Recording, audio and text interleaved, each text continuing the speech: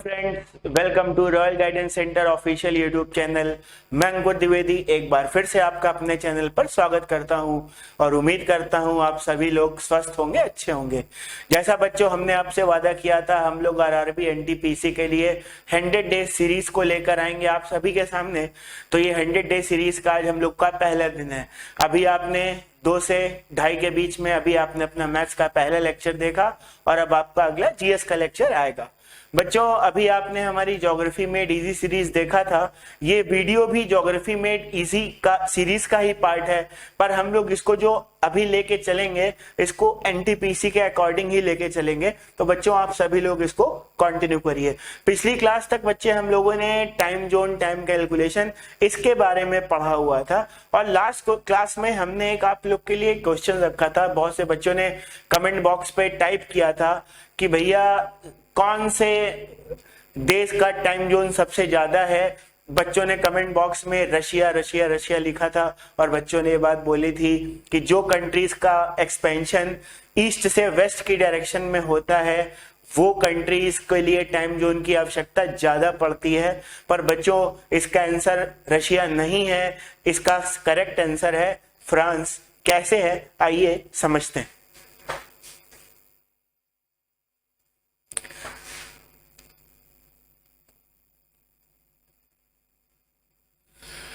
बच्चों, फ्रांस इसलिए है क्योंकि जैसे देख लो, ये बच्चों हम लोग का एक अर्थ है।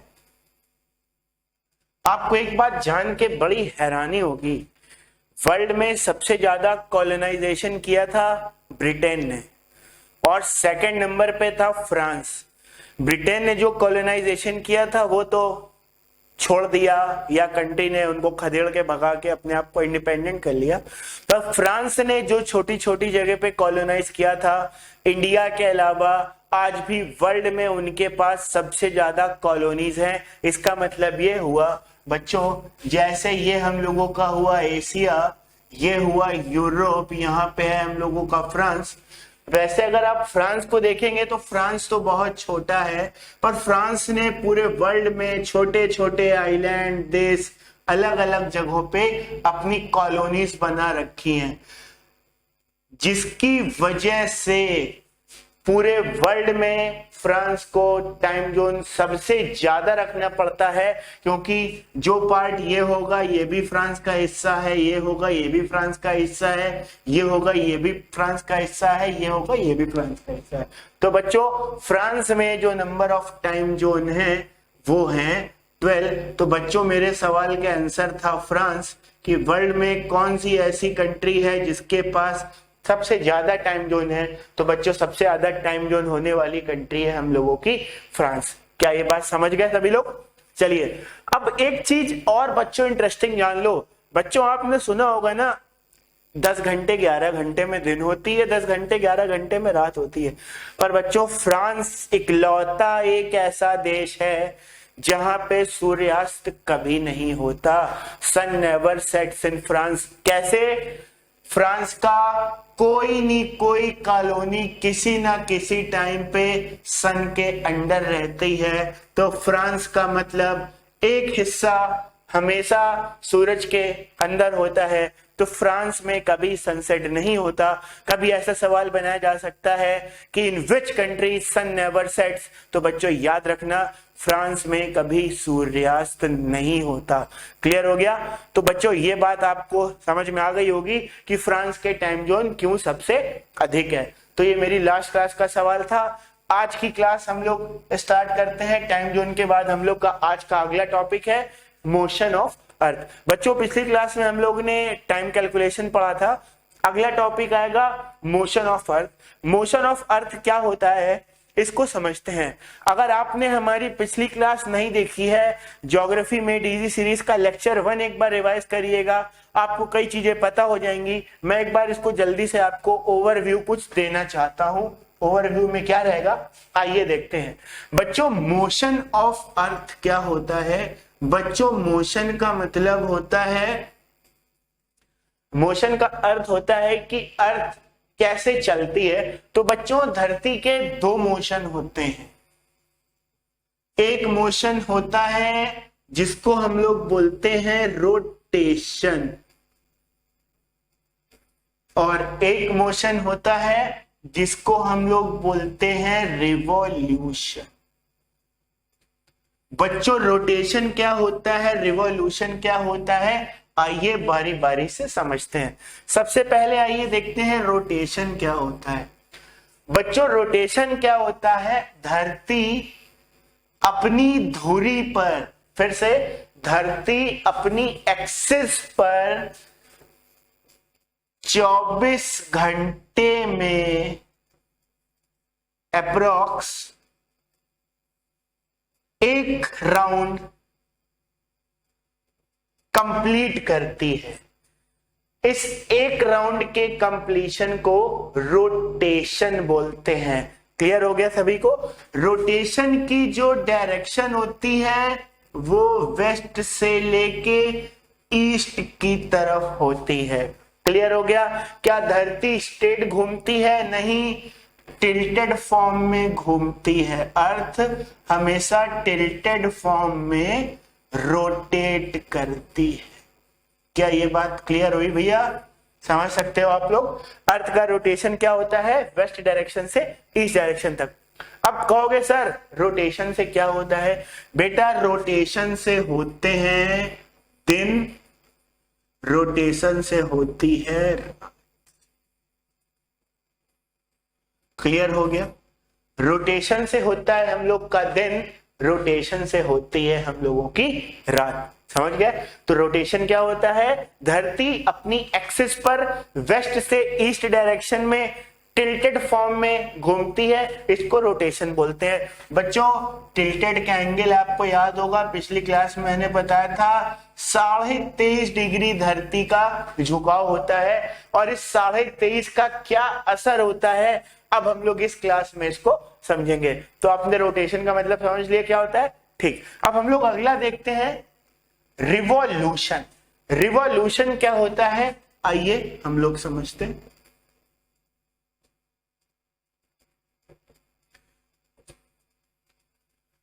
पहले मैं आपको खुद बताऊंगा, उसके बाद आपको मैं 3D डायग्राम के माध्यम से समझाऊंगा। बच्चों समझो, ये हम लोगों का सोलर सिस्टम है, ये है हम लोगों का सन। क्लियर? ये हम लोगों का है सन। बच्चों सारे जितने भी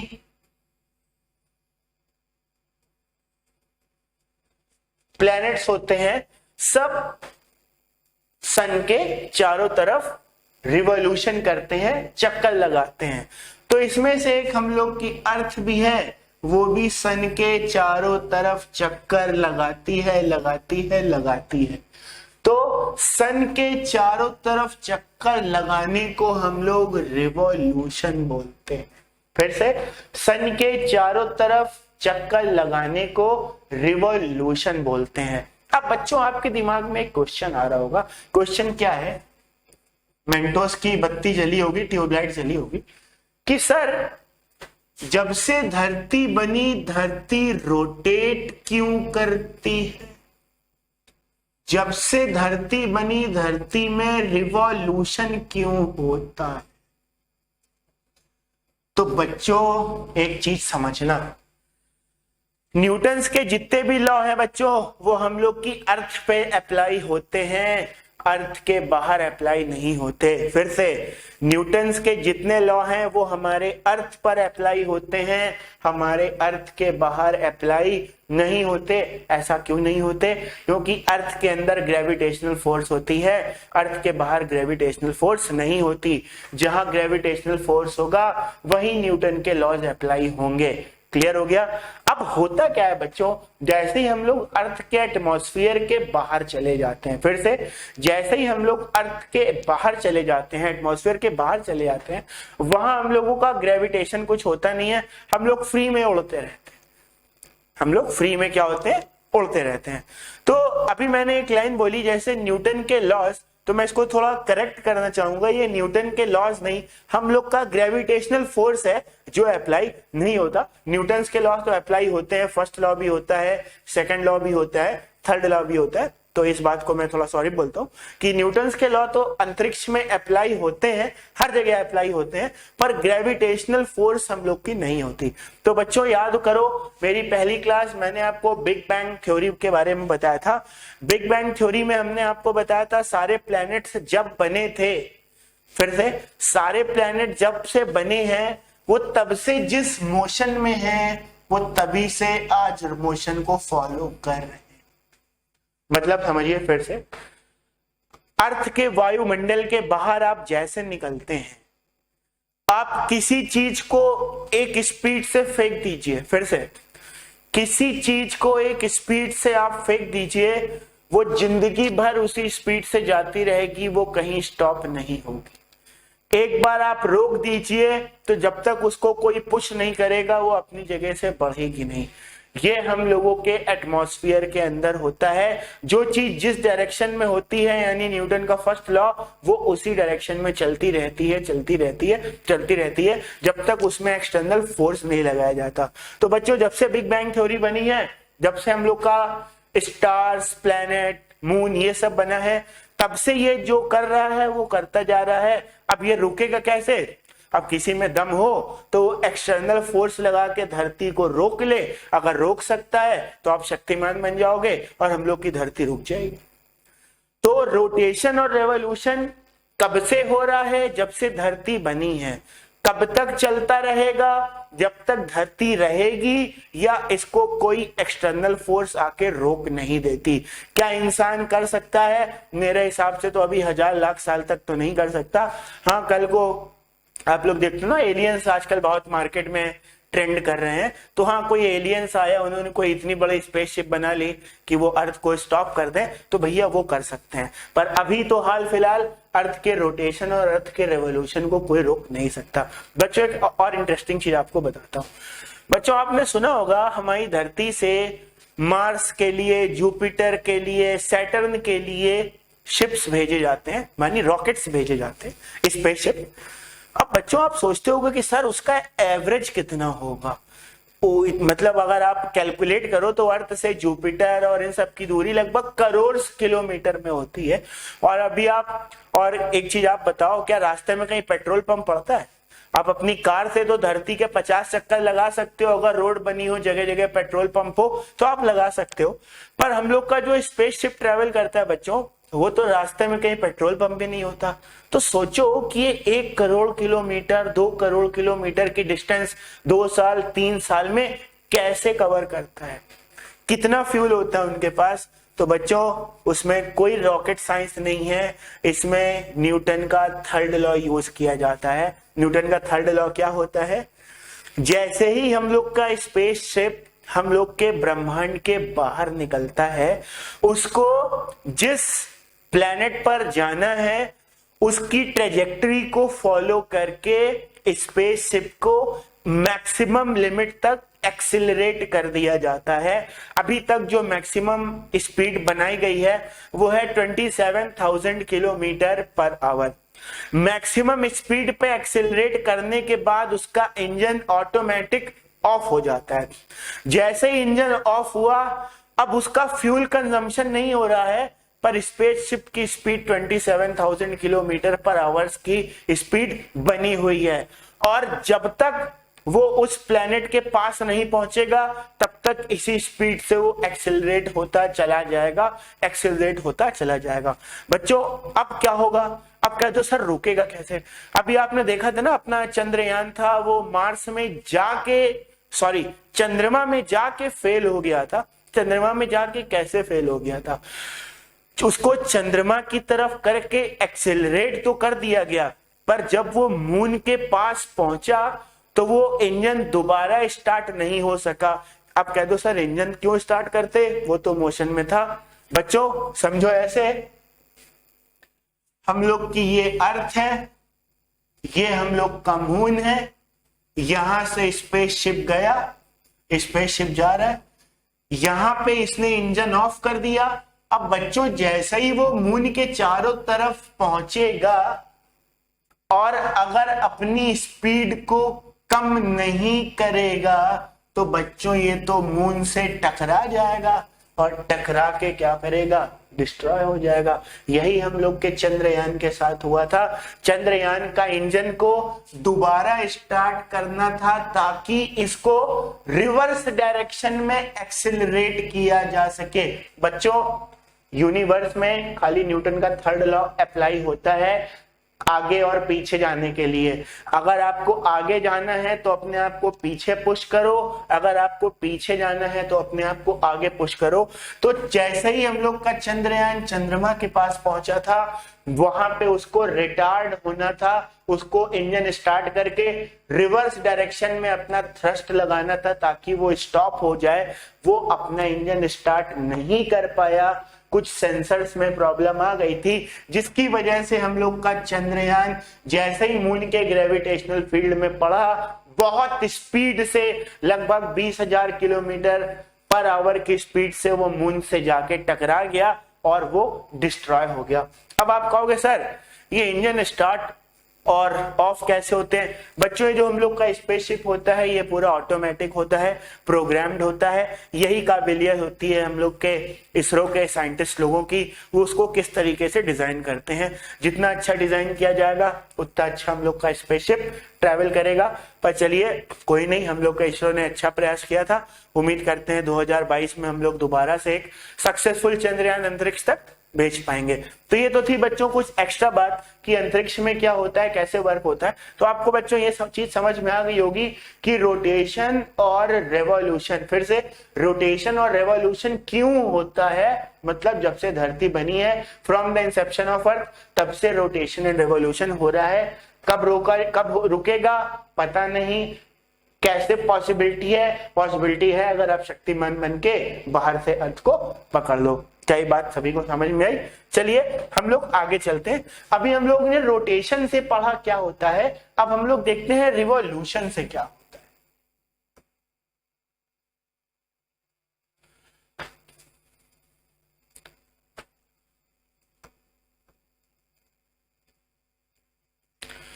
है। ये है बच्चों हम लोगों का रिवॉल्यूशन।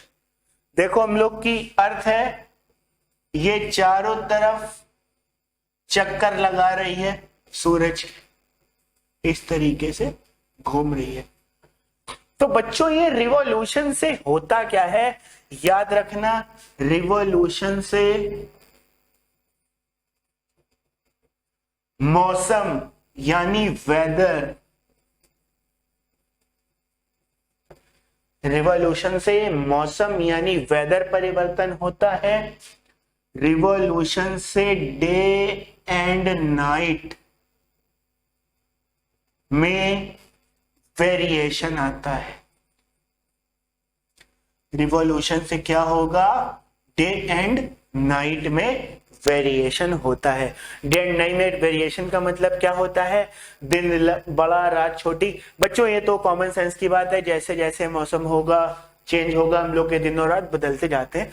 अब हम लोग जानेंगे क्यों होता है, दिन और रात क्यों होता है और मौसम क्यों चेंज होता है। आइए इसको जरा हम लोग बारी बारी से समझते हैं। देखिएगा, सबसे पहले जानते हैं रिवॉल्यूशन।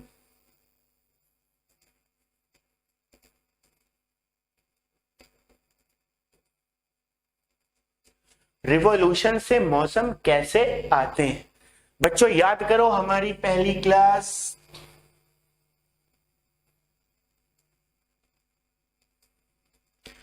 अर्थ अपनी एक्सिस पे कितने डिग्री झुकी हुई है, 23.5। अर्थ अपनी धुरी पे कितनी झुकी हुई है, 23.5। याद करो बीच से जो लाइन जाती है उसको इक्वेटर बोलते हैं, उसके ऊपर ट्रॉपिक ऑफ कैंसर होती है, उसके नीचे ट्रॉपिक ऑफ कैप्रिकॉर्न होती है। फिर से अर्थ के ऊपर 3 लाइनें इंपॉर्टेंट होती हैं, 3 लैटिट्यूड्स इंपॉर्टेंट होते हैं। एक होता है 0 डिग्री, एक होता है 23.5 डिग्री, एक होता है हम लोग का 23.5 डिग्री, एक होता है साउथ, एक होता है नॉर्थ। बच्चों ये 23.5 का हिसाब अब आप समझ गए होंगे, क्योंकि 23.5 हम लोग की अर्थ टिल्टेड है। अब मौसम कैसे परिवर्तन होता है, इसको समझने के लिए थोड़ा आपको एक दिमाग में एक चीज डेवलप करनी होगी। क्या इसको मानते हैं सन, हम लोग की अर्थ सूरज के चारों तरफ एक सर्कुलर फॉर्म में नहीं घूमती, एलिप्टिकल फॉर्म में घूमती है। किसके फॉर्म में घूमती है? एलिप्टिकल फॉर्म में घूमती है। फिर से रिपीट करता हूं, अर्थ सन के चारों तरफ सर्कुलर फॉर्म में नहीं घूमती, एलिप्टिकल फॉर्म में घूमती है।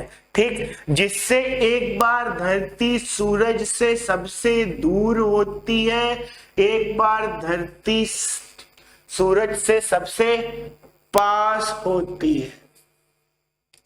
फिर से, धरती सूरज के चारों तरफ एक एलिप्टिकल पाथ में चक्कर लगाती है, जिसकी वजह से साल में एक दिन वो सबसे दूर होती है, एक दिन वो सबसे पास होती है।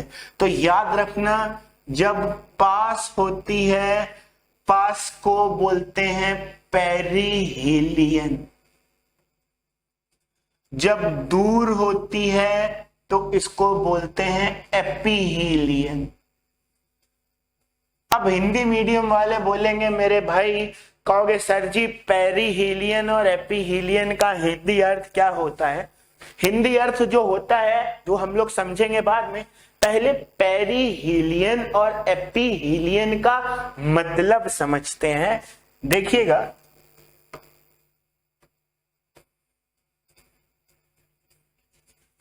देखिए, पेरी एपी हिलियन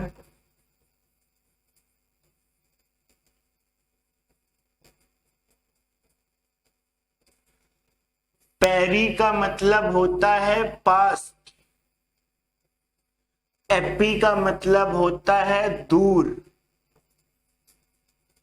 किस भाषा में होता है? जापानीज भाषा में होता है। हीलियो का मतलब होता है सन, इसलिए इसको बोलते हैं पेरिहीलियन और एपीहीलियन। अब बच्चों दिमाग लगा के बताओ, क्या धरती जब सूरज के पास होगी तो हम लोगों के ठंडी पड़नी, वो गर्मी पड़नी चाहिए, और धरती जब सूरज से दूर होती है तो हम लोगों का क्या होना चाहिए? हम लोग के लिए क्या होना चाहिए? सर्दी पड़नी चाहिए। पर बेटा अपने इंडिया में ठीक इसका उल्टा होता है। फिर से, इंडिया में ठीक इसका उल्टा होता है।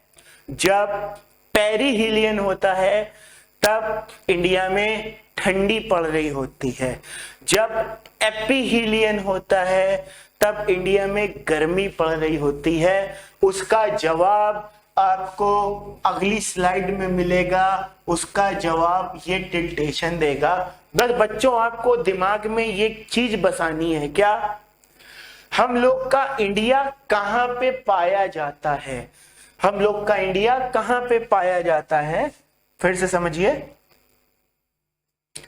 हम लोग का इंडिया कहां पे पाया जाता है? एक बार मैं आपको रिवाइज करवा दूं। हम लोग की अर्थ, इसको बोलते हैं इक्वेटर। इक्वेटर के ऊपर का जो गोला है इसको बोलते हैं नॉर्दर्न हेमिस्फीयर, उत्तरी गोलार्ध। इक्वेटर के नीचे का गोला है सदर्न हेमिस्फीयर, दक्षिणी गोलार्ध। इक्वेटर के ऊपर होती है 23.5 डिग्री नॉर्थ, इक्वेटर के नीचे होता है 23.5 डिग्री साउथ। तो ऊपर होगा नॉर्थ, नीचे होगा साउथ। जो ये रेखा है इसको बोलते हैं ट्रॉपिक ऑफ कैंसर, और ये जो रेखा है इसको बोलते हैं tropic of Capricorn. Tropic of Cancer होती है कर्क रेखा, ट्रॉपिक ऑफ कैप्रिकॉर्न होती है मकर रेखा। हम लोग के इंडिया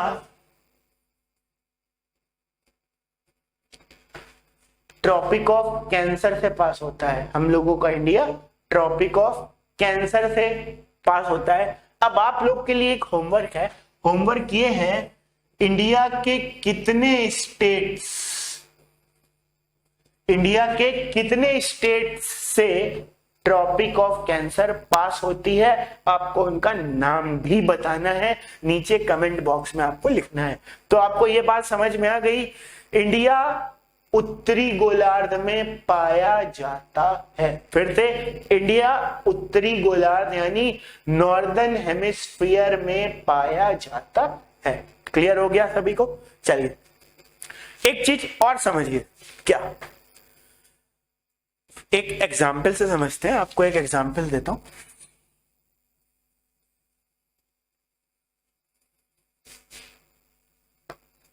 बच्चों आपको समझाने के लिए मैं एक बस डायग्राम बता रहा हूं।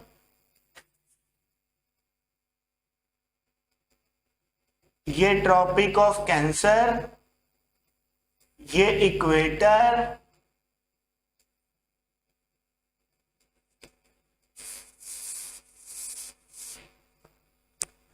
ये हम लोगों का इक्वेटर, ये ट्रॉपिक ऑफ कैंसर, ये ट्रॉपिक ऑफ कैप्रिकॉर्न। मान लेते हैं ये हम लोगों का सन है,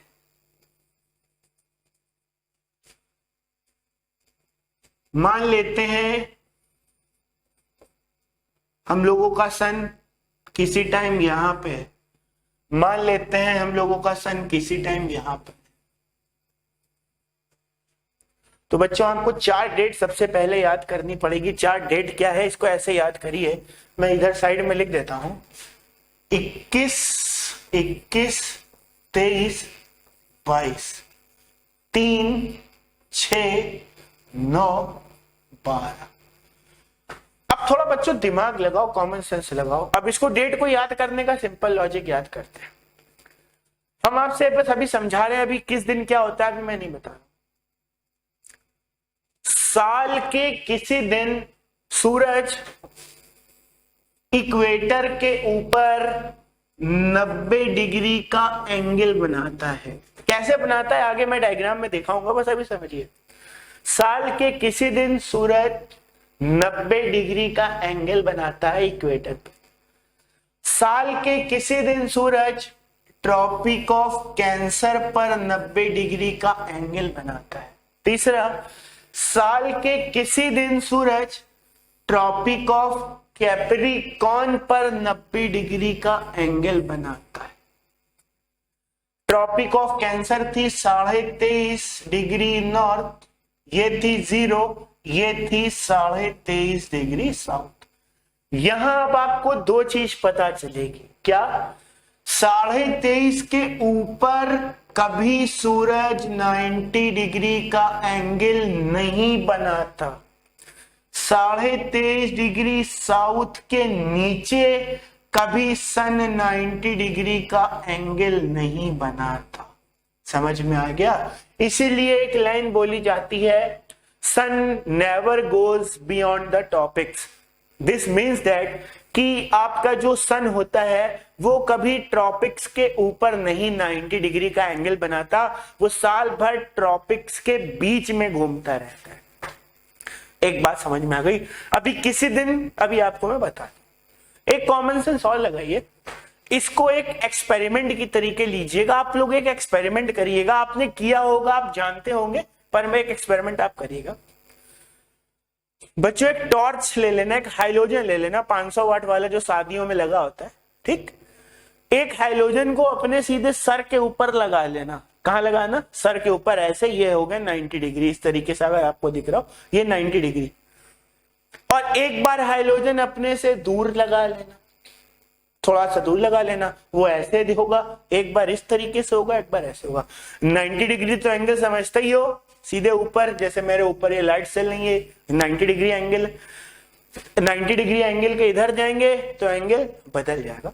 तो बच्चों थोड़ा कॉमन सेंस लगाओ, जब हम लोग किसी लाइटिंग ऑब्जेक्ट के नीचे खड़े होंगे, फिर से, जब हम लोग किसी लाइटिंग ऑब्जेक्ट के नीचे खड़े होंगे तो क्या होगा? 2 चीज होगी, हम लोग को सबसे ज्यादा गर्मी मिलेगी, और दूसरा हम लोगों की जो शैडो होगी, परछाई होगी, वो सबसे कम बनेगी। मतलब हम लोग की शैडो की लेंथ सबसे छोटी होगी।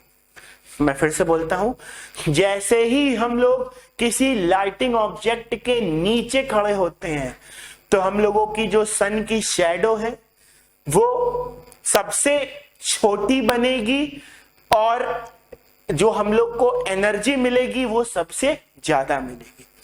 अब बच्चों दिमाग लगाओ, अब दिमाग लगाओ इस चीज को ध्यान में रखते हुए। हम लोग का इंडिया ट्रॉपिक ऑफ कैंसर के पास पड़ता है। हमने आपसे बोला साल के किसी दिन सूरज ट्रॉपिक ऑफ कैंसर के ऊपर 90 डिग्री का एंगल बनाएगा। तुरंत 90 डिग्री लगाते दिमाग में दो लॉजिक। अगर सूरज हमारे सर के ऊपर होगा तो सबसे ज्यादा लाइट देगा, सबसे ज्यादा गर्मी देगा।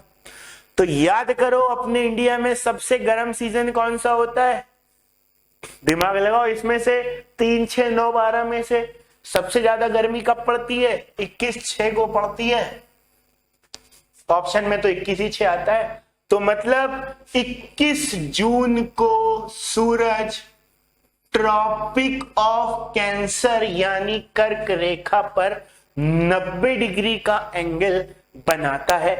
कैसे बनाता है इसको हम आगे स्लाइड्स में एक्सप्लेन करेंगे, बस अभी इसको समझते चलिए। 21 जून को ट्रॉपिक ऑफ कैंसर पर बनाता है। इससे क्या होगा? इस डेट को बोलते हैं समर सॉलिस्टिस। इस डेट को बोलते हैं समर सॉलिस्टिस। क्लियर हो गया? समर का मतलब होता है गर्मी, सॉलिस्टिस का मतलब होता है सन इज स्टिल, यानी सूरज अभी भी हम लोग के खोपड़ी में है। और हम लोग के बिहारी भाई की भाषा में बोलता है सूरज अभी कपरवा पे चढ़ा हुआ है। समझ में आया? तो 21/6 को सन हम लोगों का कहां पे होता है? 23.5 डिग्री नॉर्थ के ऊपर। इससे क्या होगा? इसको बोलते हैं समर सॉलिस्टिस। होता क्या है? 21/6 को बोलते हैं समर सॉलिस्टिस। इससे क्या होगा? उत्तरी गोलार्ध नॉर्दर्न हेमिस्फीयर में सबसे बड़ा दिन, अगर दिन सबसे बड़ा है तो रात तो छोटी होगी ही। सबसे छोटी रात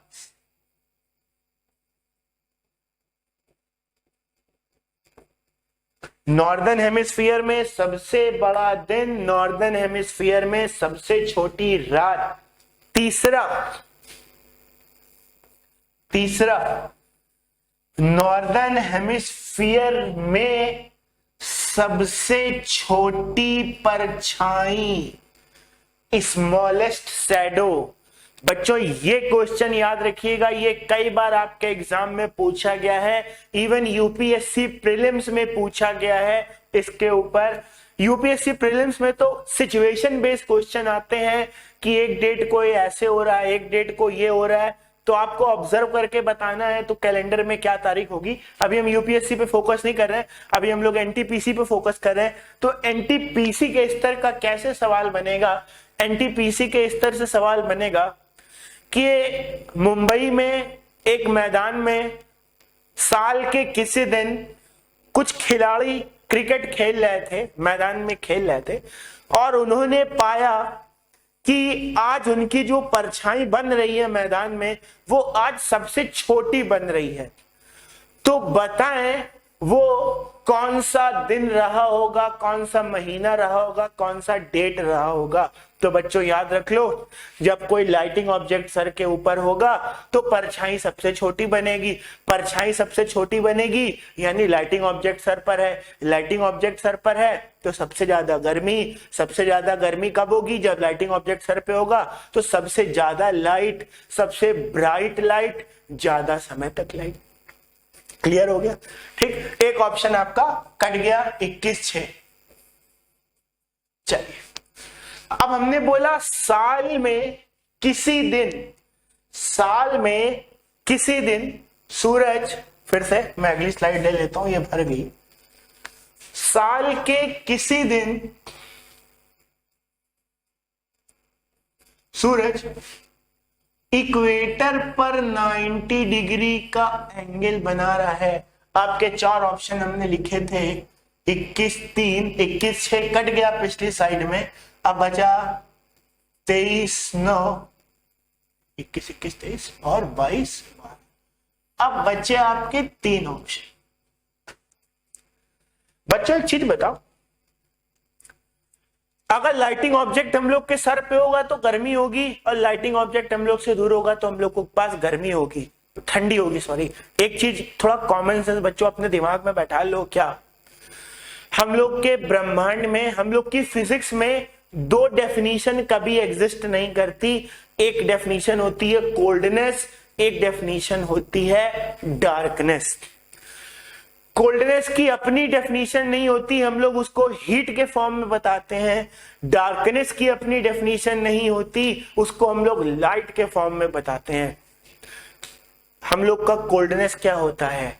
absence of heat from any body, any surface is called coldness. और हम लोग का डार्कनेस क्या होता है? Absence of light from any place is called darkness. तो बच्चों 2 वर्ल्ड कभी नहीं एग्जिस्ट करते, एक हम लोगों का डार्कनेस, एक हम लोगों का कोल्डनेस। तो डार्कनेस और कोल्डनेस को लाइट और हीट के रिलेशन में बताया जाता है। अगर लाइट है तो हम लोगों का डार्क नहीं होगा और कोल्ड नहीं होगा, लाइट नहीं है तो डार्क होगा, कोल्ड होगा। समझ में आया? तो आज हम लोग के जून में सबसे ज्यादा गर्मी क्यों पड़ती है? क्योंकि सूरज हम लोग के पास होता है। क्या बच्चों साल भर इंडिया में गर्मी पड़ती है? नहीं पड़ती। आप कहोगे सर जी अभी तो आप बहुत बता रहे हो, हम लोग तो मई जून में हिमाचल प्रदेश कुल्लू मनाली जाते हैं, वहां तो ठंडी पड़ती है। बच्चों इसके लिए अभी हम लोग आगे एक चैप्टर लाएंगे, एटमॉस्फेयर ऑफ अर्थ। इसका जवाब आपको उसमें मिलेगा कि हिल स्टेशन में क्यों ठंडी ज्यादा पड़ती है। इसके लिए आपको एक टॉपिक में बताऊंगा, टेम्परेचर इन्वर्जन। ये क्या होता है, इसका जवाब आपको उसमें मिलेगा। हम वो भी गर्मी तो पहाड़ियों पे नहीं पड़ती ना, मैदानी इलाकों में तो पड़ती है। अब इस चैप्टर को आप मैदानी इलाकों वालों के दिमाग से चलिएगा। देखिए अब हम लोगों का मान लेते हैं साल के किसी दिन सूरज इक्वेटर पर है, भूमध्य रेखा पर है। अब आपके पास बचे 3 ऑप्शन। ये 3 ऑप्शन कौन से होंगे? बच्चों अब आपके दिमाग में एक चीज आ जानी चाहिए, हम लोगों का इंडिया यहां पर है, इधर लिख लेते हैं। ये हम लोगों का सन है, ये हम लोगों का सन है। सन यहां से इधर, ठीक? अगर सन इस जगह पे होता तो 90 डिग्री का एंगल बनाता। अब सन इससे थोड़ा आगे आ चुका है, तो मतलब जितनी गर्मी पड़नी चाहिए थी उतनी गर्मी तो नहीं पड़ेगी, पर तब भी पड़ेगी। तो ऑप्शन में आप लगाओ कि भैया दिसंबर में तो सबसे ज्यादा ठंड पड़ती है, ये 2 तारीख होंगी जिसमें सूरज होगा। यानी 21/3 को भी सूरज इक्वेटर के पास 90 डिग्री का एंगल बनाता है, और 23/3 के पास सूरज इक्वेटर पे 90 डिग्री का एंगल बनाता है। हमने आपसे बोला था ना, सन कभी, सूरज कभी इसके आगे नहीं जाता। फिर से, सूरज कभी इसके आगे नहीं जाता। तो 4 डेट है, 3 ऑप्शन है, तो एक चीज 2 बार रिपीट होगी। तो सूरज साल के 2 दिन इक्वेटर के ऊपर होता है। ठीक, 2 ऑप्शन आपके कट गए। अब बचा 22/12। 22/12 को बच्चों सूरज होगा कहां पे? ट्रॉपिक ऑफ कैप्रिकॉर्न पे, यानी हम लोगों से क्या होगा? सबसे ज्यादा दूर। बस दिमाग लगाइए, absence of heat and absence of light is called coldness and darkness. तो भैया जैसे ही सूरज हम लोग से सबसे दूर चला जाता है, हम लोग के पास क्या आ जाती है? ठंड आ जाती है। तो 22/12 दिसंबर याद करिए ना, जैकेट पहन के लोग सोते हैं। 22/12 के आसपास इंडिया के जितना नॉर्दर्न पोर्शन है वहां पे क्या होगा? गर्मी ठंड ज्यादा पड़ती है। तो क्यों ज्यादा पड़ती है? क्योंकि सन हम लोग से सबसे ज्यादा दूर है। अब बच्चों जब सन दूर हो गया तो लाइट भी हम लोग को कम देर के लिए देगा, तो हम लोग की डार्कनेस बढ़ जाती है। समझ में आ गया? तो याद रखना इसको डेफिनेशन के फॉर्म में 21/3 को हम लोग बोलते हैं समर सोलिस्टिस। ठीक, 21 जून को बोलते हैं, 21/6 को। 21/3 और 23/9 इनको बोलते हैं इक्विनॉक्सेस। इक्विनॉक्सेस क्या होता है? इक्विनॉक्सेस का मतलब भैया देखो, सन हम लोगों को धरती के बीचों बीच होगा, तो ऊपर और नीचे दोनों तरफ बराबर की लाइट देगा। तो इक्विनॉक्सेस में क्या होता है? डे एंड नाइट क्या होती है? बराबर होती है। यानी पूरी धरती पर 21/3 और 23/9 को दिन और रात क्या होगी? बराबर होगी। अभी हम लोग सितंबर के महीने में है। आज हम लोग की कौन सी डेट है? 7 तारीख है। तो 7 तारीख को याद करिए, इसमें से कौन सी डेट पास आने वाली है? 23/9। अभी आप देख ही रहे होंगे जून के मुकाबले अब हम लोग की रात अब जल्दी होना चालू हो गई है, क्योंकि सन हम लोग से अब दूर होता चला जा रहा है। 23/9 को दिन और रात बराबर होगी, और जैसे ही 23/9 के नीचे होगा, देखिए रात में थोड़ी गुलाबी ठंड और थोड़ी सिहरन स्टार्ट हो जाती है। क्यों? तब तक सन हम लोग से दूर होता चला जाता है। अब अगर सन एकदम से जंप करके ट्रॉपिक ऑफ कैप्रिकॉर्न पे चला जाएगा, तो अभी हम लोग को एकदम से एसी में वो एसी बंद करके रजाई के अंदर जाना पड़ जाएगा। रीजन एकदम से टेम्परेचर चेंज हो जाएगा, पर ऐसा होता नहीं। 365 दिन के अंदर ये घटनाएं घटती हैं। क्लियर हो गया? तो ये 4 डेटों का आपको सिग्निफिकेंस पता चल गया। तो आप कुछ क्वेश्चंस दिमाग में याद रखना। अब मेरे आपके लिए कुछ क्वेश्चंस हैं जो मैं आपको बता रहा हूं। क्वेश्चंस आपके लिए ये है, पहला ये आप लोग कमेंट बॉक्स में बताइएगा। क्वेश्चन नंबर 1, सदर्न हेमिस्फीयर यानी दक्षिणी गोलार्ध में सबसे बड़ी परछाई किस दिन बनती है? फिर से, सदर्न हेमिस्फीयर यानी दक्षिणी गोलार्ध में सबसे बड़ी परछाई किस दिन बनती है? ये आपको क्वेश्चन का जवाब देना है।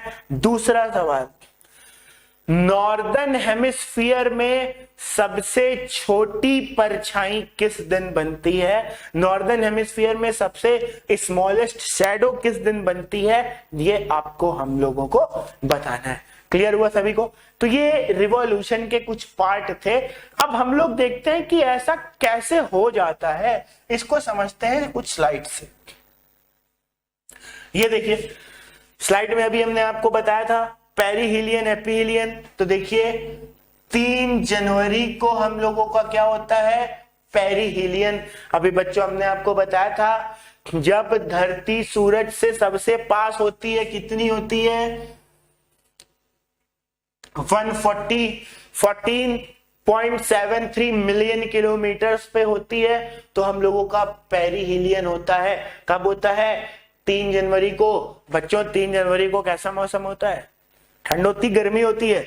अब दिमाग लगाओ, धरती पास है और धरती सूरज के पास है, पर हम लोगों के पास क्या हो रही है? ठंड पड़ रही है। तो दिमाग में एक लॉजिक डेवलप करो जल्दी से। क्या हम लोगों के जो ट्रॉपिक ऑफ कैंसर है वो सूरज से दूर होगी? पर बच्चों एक चीज देखो, 3 जनवरी के आसपास जब हम लोग के पास, तो भैया क्या होगी? क्या होगी? ठंड होगी। गर्मी तो कहीं ना कहीं ग्लोब में पड़ रही होगी। तो अर्थ का जो सदर्न हेमिस्फीयर है यानी निचला पोर्शन है, वहां पे तो बच्चों गर्मी पड़ रही होगी। तो आपने देखा होगा ऑस्ट्रेलिया के खिलाफ टेस्ट मैचेस आप लोग देखते हैं, तो टेस्ट मैचेस में आप लोग ने देखा होगा बॉक्सिंग डे टेस्ट सीरीज अधिकतर 26 दिसंबर क्रिसमस के एक दिन बाद से शुरू किया जाता है। ऐसा क्यों किया जाता है क्रिसमस के एक दिन बाद से शुरू? क्रिसमस के एक दिन बाद आपको ऐसा इसलिए होता है तो ऑस्ट्रेलिया में उसको बॉक्सिंग डे के नाम से जाना जाता है, उस दिन उसको सेलिब्रेशन करते हैं। और आपने देखा होगा जब इंडिया टीम ऑस्ट्रेलिया का टूर करती है तो उसको बोलते हैं ग्रेट समर्स ऑफ ऑस्ट्रेलिया। तो उस समय ऑस्ट्रेलिया में गर्मी पड़ रही होती है, ठीक हम लोग के यहाँ उस समय ठंडी पड़ रही होती है। और इसी दौरान आपने देखा होगा जब हम लोग के यहाँ ठंड पड़ती है तो ऑस्ट्रेलिया में देखते होगे बुश फायर्स, यानी जंगलों के झाड़ियों में आग लग जाती है अपने आप। एक चीज याद रखना बच्चों, अगर खुदा न खास्ता हम लोगों का इंडिया सदर्न हेमिस्फीयर में होता, कहां पे, सदर्न हेमिस्फीयर में होता, 3 जनवरी को हम लोग सन के पास होते, एंगल से भी डिस्टेंस से भी, तो बच्चों हम लोगों को गर्मी ज्यादा झेलनी पड़ती, गर्मी का सितम ज्यादा होता। ऐसे हम लोगों के यहाँ मई में जून में 47, 46 कई जगहों पे तो 50 डिग्री तक चला जाता है। अगर इंडिया सदर्न हेमिस्फीयर में होता तो कई जगहों तक 60 डिग्री तक चला जाता, कई जगहों तक क्या चला जाता, 60 डिग्री तक चला जाता। ठीक है, तो पेरिहिलियन और एपिहिलियन, एपिहिलियन कब होता है, 4 जुलाई। बस याद रख लो, 3 याद रख लो, 4 याद कर लो। अब कैसे याद रखना है, कोई दिमाग नहीं लगाना। सूरज ट्रॉपिक ऑफ कैंसर पे कब होता है, सूरज ट्रॉपिक ऑफ कैंसर पे कब होता है, 21 जून, उसमें +1 कर दो। कौन सा महीना आएगा, जुलाई। सूरज ट्रॉपिक ऑफ कैप्रिकॉर्न पे कब होता है, वो 22 दिसंबर, +1 कर दो। अगला महीना कौन होगा, जनवरी। 3, 4 जनवरी, जुलाई, इस तरीके से आपको डेट को याद रखना है। तो पेरिहिलियन और एपिहिलियन आपको समझ में आ गया होगा। तो देखिए 21/6 को यहाँ पे लिखा हुआ है जून सॉलिस्टिस, यानी गर्मी का समय, और यहाँ पे लिखा है दिसंबर सॉलिस्टिस, यानी इस दिन यहाँ पे ये 90 डिग्री का एंगल बन रहा है, इस दिन यहाँ पे 90 डिग्री का एंगल बन रहा है। इसको अगली स्लाइड में देखते हैं। ये देखिए,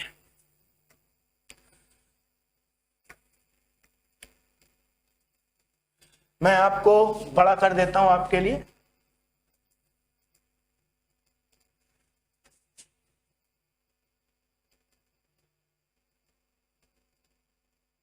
अब आप समझ पा रहे होंगे इसमें ऐसा क्यों होता है। देखिए ये अर्थ, देखिए कैसी टिल्टेड बनी है, तो ये देखिए अर्थ हम लोगों की ये टिल्टेड बनी हुई है। थोड़ा मैं मार्कर का कलर चेंज कर लूं, ब्लैक कर देता हूं। अर्थ हम लोगों की कैसी बनी हुई है, टिल्टेड। ठीक, ये देखिए एक बार ये पास है, ये हो गया हम लोगों का पेरिहिलियन की कंडीशन, एक बार दूर है, ये एपिहिलियन की कंडीशन। अब बच्चों देखो, क्या देखो,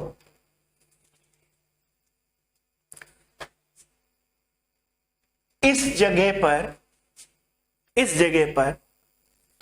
ये सदर्न हेमिस्फीयर 90 डिग्री का एंगल बना रहा है, हम लोग का इंडिया इस जगह पर। फिर से देखो, सदर्न हेमिस्फीयर पे 90 डिग्री का एंगल बना रहा है, हम लोग का इंडिया अपोजिट साइड है।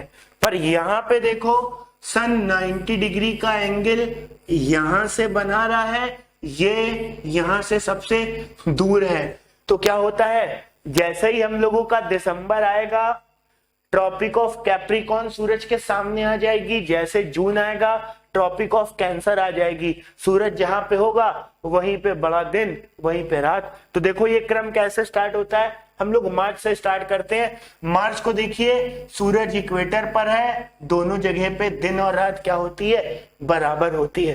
तो देखो यहाँ पे ऊपर से हम लोग समझते हैं, मार्च में क्या होता है, इक्विनॉक्स होता है, 21-22 incoming solar energy equal in both hemisphere.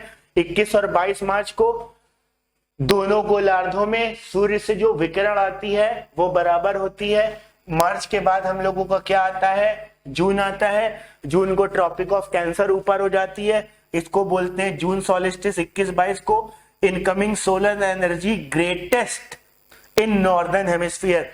Energy सूरज की सबसे अधिक होगी नॉर्दर्न हेमिस्फीयर में, उत्तरी गोलार्ध में सबसे ज्यादा होगी। उसके बाद देखिए जून के बाद हम लोग का क्या आता है, सितंबर आता है। जून के बाद जैसे ही हम लोगों का सितंबर आएगा, सितंबर में देखिए ठंड गर्मी का चली जाती है, मौसम थोड़ा गुलाबी होने लगता है। ठीक, रीजन हम लोग का ट्रॉपिक ऑफ कैंसर हट गया।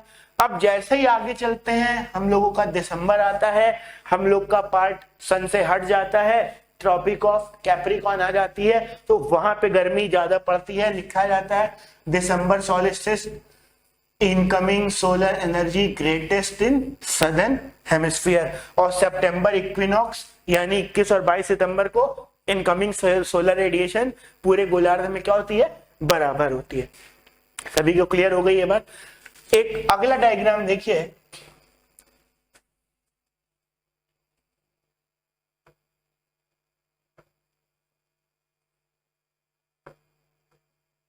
देखिए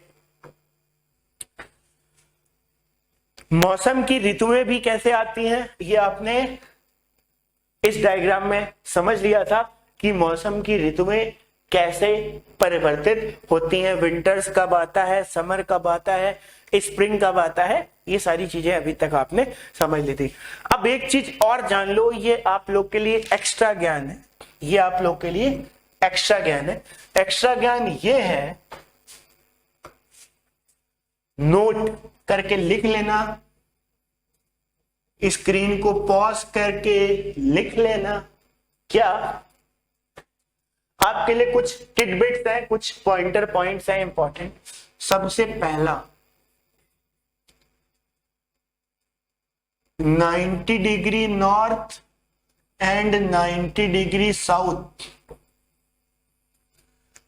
90 डिग्री उत्तर और 90 डिग्री दक्षिण पे 6 मंथ का दिन,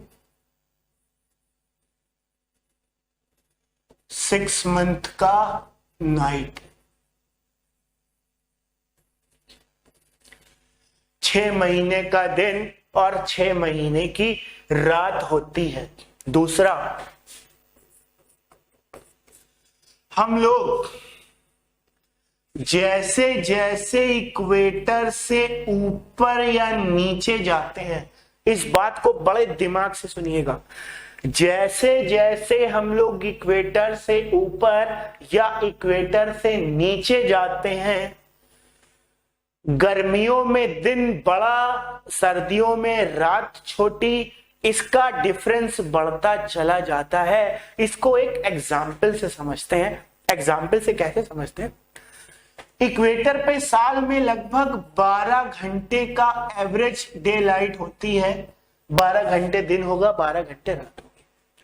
पर हम लोग इक्वेटर से ऊपर आ जाते हैं इंडिया में, तो इंडिया में देखोगे गर्मी में लगभग 16 घंटे का, वो गर्मी में लगभग 15 घंटे का दिन होता है और 9 घंटे की रात होती है। पर एक काम करो, इंडिया के और ऊपर चले जाओ, लंदन चले जाओ, अंटार्कटिका चले जाओ, ऐसी जगहों पे गर्मी में दिन और बड़ा, लंदन में लगभग 17-18 घंटे का दिन होता है और रात होती है मात्र 6 घंटे की। पर ठीक इसका रिवर्स, जैसे ही सर्दियां स्टार्ट होती है, लंदन में 5-6 घंटे का ही दिन होगा, 17-18 घंटे की रात होगी। सबसे ऊपर चले जाएंगे तो 90 डिग्री नॉर्थ आएगा, 90 डिग्री साउथ आएगा। तो जब सूरज इक्वेटर के ऊपर होगा तो वहां पे 6 मंथ का दिन होगा। जब सूरज इक्वेटर के नीचे चला जाएगा तो ऊपर लगातार 6 महीने अंधेरा रहेगा, नीचे लगातार 6 महीने दिन रहेगा। क्लियर हो गया। तो जैसे जैसे हम लोग इक्वेटर के ऊपर और इक्वेटर के नीचे जाते हैं, वैसे वैसे हम लोगों का डे और नाइट बढ़ते चले आते हैं, इनके डिफरेंस ज्यादा आते हैं। तो ये था हम लोगों का topic, rotation and revolution of earth, यानी मोशन ऑफ अर्थ टॉपिक। तो इसमें हम लोगों ने आपको क्या क्या सीखा, रोटेशन क्या होता है, रेवोल्यूशन क्या होता है, इसके क्या प्रकार होते हैं। अगली क्लास में हम लोग इसके रोटेशन, रेवोल्यूशन, अभी तक हम लोग ने ज्योग्राफी में इस सीरीज में जो जो चीज पढ़ा, इसको एनटीपीसी के अकॉर्डिंग जितने क्वेश्चंस पूछे गए हैं, लगभग 20 से 30 क्वेश्चन की एक क्लास लेके आएंगे।